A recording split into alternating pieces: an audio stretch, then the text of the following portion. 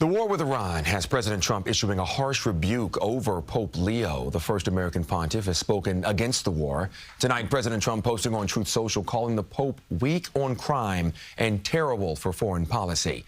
He doubled down on those comments at Joint Base Andrews tonight. He's a man that doesn't think that we should be toying with a country that wants a nuclear weapon so they can blow up the world. I'm not a fan of Pope Leo.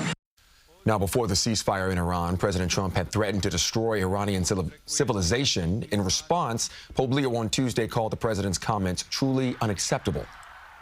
Attacks on civilian infrastructure is against international law, but that it is also a sign of the hatred, the division, the destruction that the human being is capable of, and we all want to work for peace. Pope Leo has not mentioned the president by name, but has called on political leaders to end the war. And after marathon talks, the U.S. and Iran did not reach a deal. President Trump says the U.S. military will begin a blockade in the Strait of Hormuz starting tomorrow as global energy costs continue to skyrocket. A U.S. implemented blockade set to slam the Strait of Hormuz starting Monday after talks to end the war in Iran failed over the weekend. President Trump posted the announcement online, adding, "Any Iranian who fires at us or our peaceful vessels will be blown to hell." After arriving at Joint Base Andrews Sunday night, President Trump timed out the blockade and called Iran liars. 10 o'clock tomorrow, we have a blockade going into effect. Remember, their promise was that they were going to open the Hormuz Strait. They didn't do it.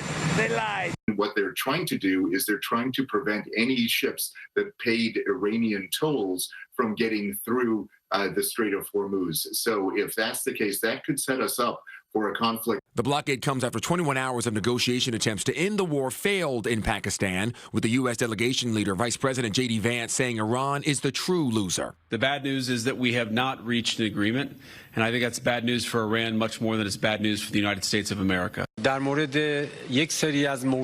Iranian's foreign ministry spokesperson said it was gaps between Iran and U.S. opinions that led to no deal. And Iran's parliament speaker said the U.S. was unable to gain the trust of the Iranian delegation during the first round. Iran should not be permitted to just decide who gets through. On Face the Nation Sunday, Ohio Representative Mike Turner backed the blockade, adding the shutdowns of the strait by Iran is a global concern. The president, by saying we're not just going to let them decide who gets through, is certainly calling all of our allies and everyone to the table of this needs to be addressed. In the latest CBS News poll, 68% of Americans said they were worried about the Iran-U.S. conflict, while 87% said opening the Strait of Hormuz is top of mind.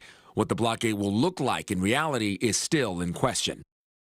Now, the blockade will not stop vessels crossing the Strait of Hormuz to get to and from non-Iranian ports. And we're also keeping you updated on the war with Iran on our website. Just head over to cbsnewyork.com to take a look.